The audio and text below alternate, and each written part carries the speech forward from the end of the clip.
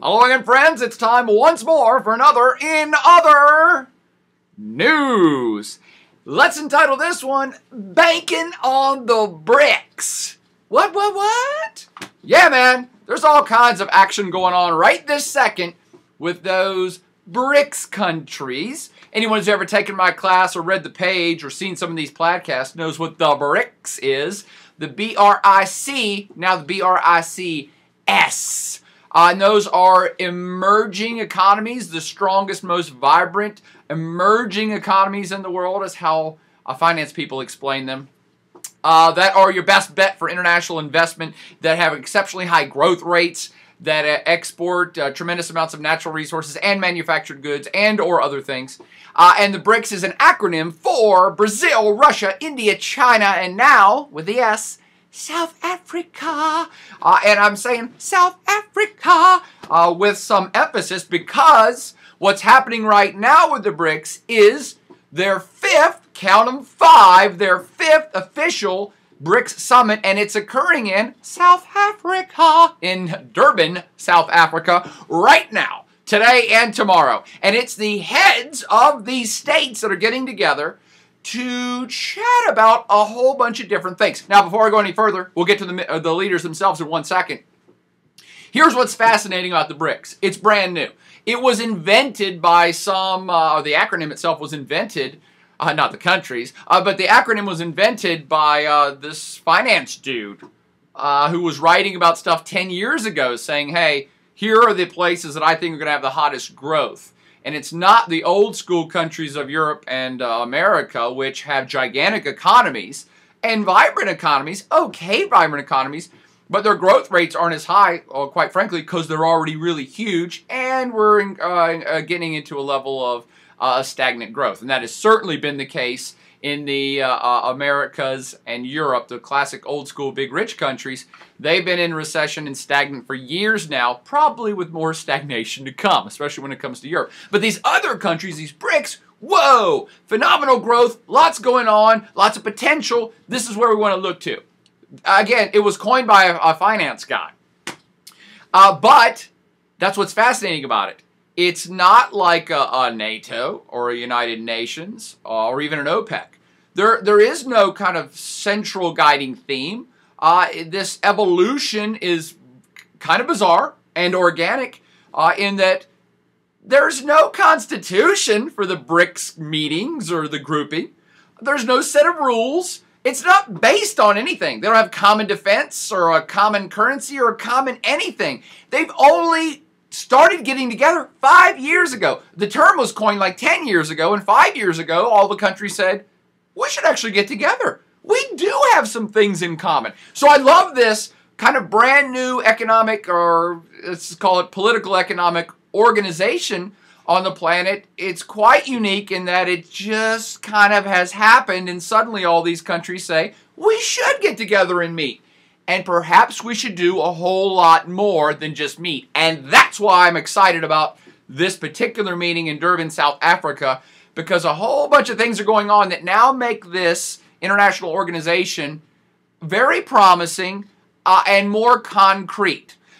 They, again, don't have any charter or any constitution or any binding agreements between the countries. It's a really new grouping. But suddenly, they're starting to talk about doing a whole lot of very concrete things, and that's what I'm fired up about. Okay, who's at the meeting for the next 48 hours in Durban, South Africa? The leaders of these countries, the leaders, the finance, usually the head finance dudes for these countries, but also now the true on full leaders are there in South Africa, and that, of course, would be, South Africa's president, Jacob Zuma, will be there. New Chinese president Xi Jinping in his first official kind of foreign, out-of-the-country meeting as president of China. And it always confuses me. I guess he actually is the president now. That's how the press is reporting it. I don't know when the official transition between Xi and Hu took place, but apparently it has taken place. So Xi Jinping in his first official overseas meeting is going to the BRICS. Manmohan Singh of India, Dilma Rousseff of Brazil, and of course, Vladimir Putin of Russia. I think Putin's going to be there. It's either him or Medvedev, but it's my assumption that it's all the heads of state, so Putin will be there. Now, Those are the Titanic Five. These 5 countries constitute something like 1/5 of full-on global GDP, but they don't really have 1/5 of, say, political influence and power on planet Earth. And that's the reason why the BRICS entity is starting to strengthen itself. It sees itself as being semi-marginalized in the world, and they kind of are. What am I talking about? Well, you know, Russia and China have veto power at the United Nations Permanent Security Council. But other than that, these 5 countries don't have a whole lot of say in the big global institutions. And I'm thinking particularly of ones like the IMF or the World Bank, that is the International Monetary Fund. The biggest banking institutions of planet Earth, these 5 countries don't got a lot of clout, don't got a lot of say, don't have a lot of representation on the boards of these banks. And then you have other things like NATO, of which none of these members none of these countries are a part of, the biggest military organization. So what we have is this fascinating scenario of 5 up-and-coming countries. They're doing quite well, thank you very much, even though the other rich countries are in recession. But they don't have as much political clout as perhaps they should. And that's why they're starting to go ahead and create it themselves. Interesting, fascinating times. So how are they going to create political and economic power for themselves? One of the things they're talking about at this meeting is starting a bank. A BRICS bank. Thus, the title, Banking on the BRICS. See what I did there? Yeah, whatever. Okay, so what they want to do, and they're going to talk about at this Durban meeting, is actually creating an alternative to the International Monetary Fund and the World Bank. So all the countries will kick in. I think the numbers being speculated are every country will kick in $10 billion into the kitty, and that'll form a bank that then they can loan money to other countries, usually for infrastructure projects, roads, energy projects, things like that. But it's a full-on bank. And you should understand this about the IMF and why the BRICS maybe want to make their own bank, is that banks are banks and banks make money. This isn't charity. They're not giving away this money, and they will make money on the loans that they give. So this is competition. This is full-on good old-fashioned capitalist global competition. The IMF, International Monetary Fund, and the World Bank are the biggest global lending institutions right now. And most of the people, most of the countries that control those institutions are the West. I love the West. I'm from the West. I'm not making fun of the West. I'm saying this is the facts. So the folks that control the purse strings of the IMF and World Bank are mostly folks in the United States and the European Union. Surprise! They are the ones that created these institutions. And they've been very hesitant to allow other countries like the BRICS, particularly China, India, and Brazil, to say, hey, wait a minute, we're rich now too. You guys used to be rich 60 years ago when you created the IMF, but we're rich now too. We can help out. Let us throw into the IMF kitty and give us a voice on the board of the IMF to determine who gets loans and who doesn't get loans and what the interest rates of those loans will be. And in doing so, they also will then become profitable. That they say, hey, we put in $50 billion into the IMF, so we generate revenue for our country on the interest accrued to those loans.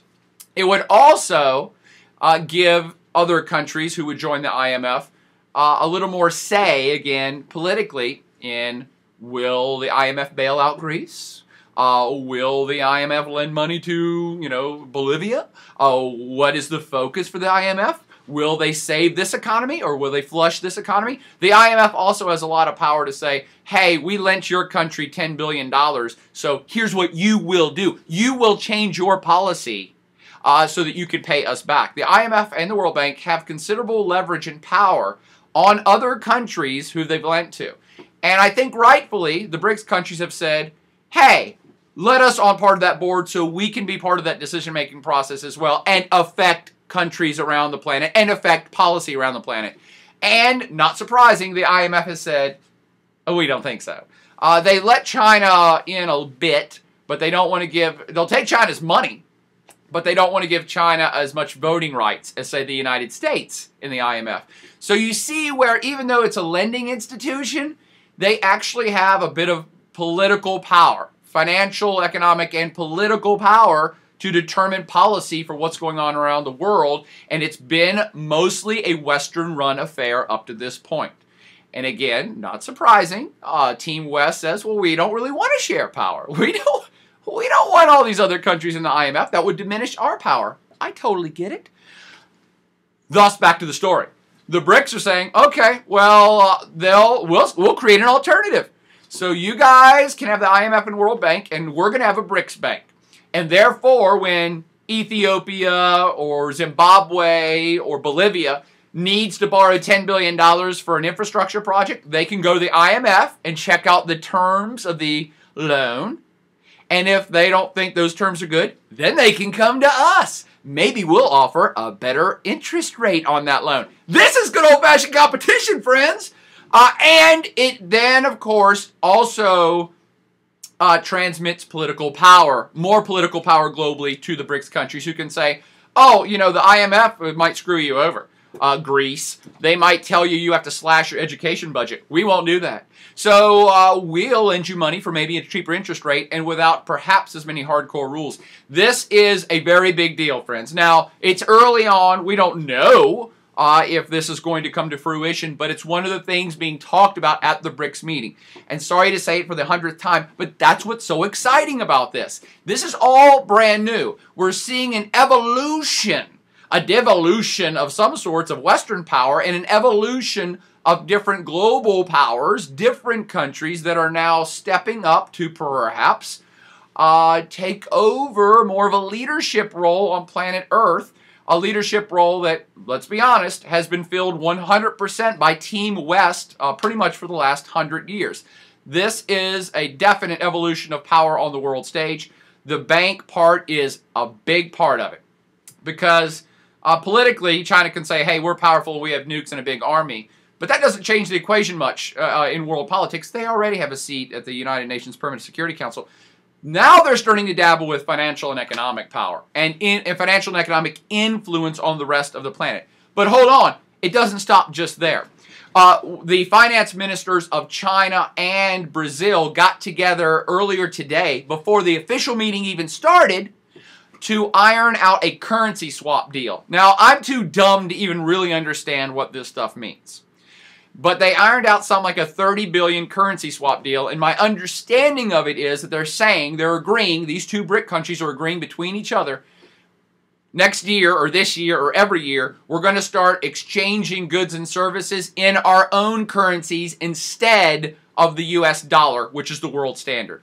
And that is a very big deal too. It's small potatoes, $30 billion between two countries. It's no big deal. It's about the trend that it sets.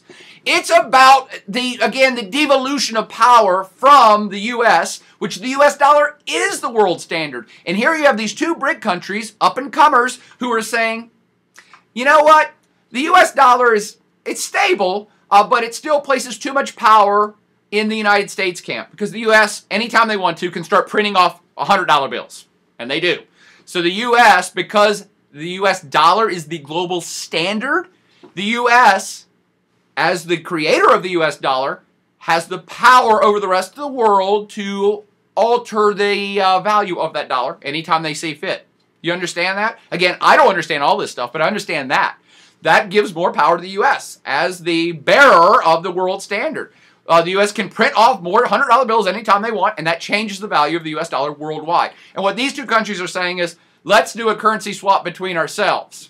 Exclude the U.S. dollar. Let's take the volatility of that stuff and the volatility of these Western economies all being in recession. Let's take that out of the realm of us dealing with each other. Let's deal just with our currencies. So they'll still trade some stuff in the U.S. dollar, world standard, but they're saying between us, we're going to use our own currencies.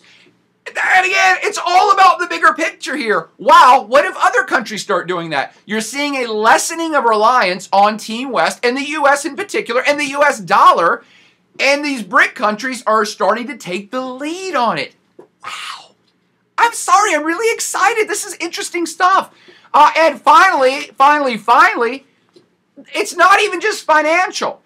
The other thing that's being discussed at this BRICS meeting, and this probably won't happen, but the mere fact it's being discussed fascinates me, is that the 5 BRICS have said, hey, let's have a common, let's ourselves, just us, create a broadband cable connection, which I assume would be under the oceans.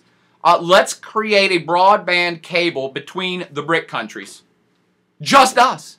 Financed by us, created by us, just for us. And again, I'm not a huge technology person, but I get this too. And you're talking about a fiber optic cable that will run information between these 5 countries at something to the effect of 12.8 terabits per second. So a Brics broadband, a Brics communication network separate from Western communication networks. That shit's fascinating too. Now, will it happen? I don't know. I don't think so. They have too much on their plate already. But let me back it up to finish. Back it up. All right, come back forward. What you're seeing is the beginnings. It's only the 5th time this grouping has met. And they are making extremely concrete moves to bind themselves together into something. Now, what that something is, I don't know. The 5 countries don't know either. But it is definitely something that's not as heavily reliant on Team West. It's not as heavily reliant on Team Western finance. It's not as heavily reliant on Team West political power either. This is a truly epic time to be paying attention to world affairs as we see groups like this start to shift the balance of economic and political power in a more equitable fashion around the globe. Now, again, for my U.S. fans and friends who are like, oh my God, it's the end of the world, the U.S. is losing power. I'm not saying that. The U.S. is not going anywhere. What we're seeing is, again, a kind of a rebalancing of world power. You know what? China is an important big country with 1.5 billion people. So is India. Brazil is an important economic player across all of Latin America and the world. And quite frankly, it's about time that we have a more equitable world in which the United States is not carrying the load for everything all the time. I see it as a great opportunity for Team West. I really don't see it as, oh, we're losing. I see it as, no, we shouldn't be carrying the full load for the whole damn planet anyway. Yes, we're going to lose perhaps a little economic clout on the planet if there's an alternative to the IMF. It's not the damn end of the world. The last time I checked, Team West supports capitalism. Competition, that's good. Competition's good. So you live by that mantra or you don't believe in that mantra, but we usually live by that mantra. So I see the rise of these powers as a good thing, as a stabilizing effect on planet Earth, and good old-fashioned competition, that's usually good for the peeps all over the planet. That's why I love this whole story of banking on the BRICS. And maybe I'll do a follow-up after their meeting to see how it all went down and what they actually decided on. But for now, we're out. Party on, brothers, down in Durban, South Africa.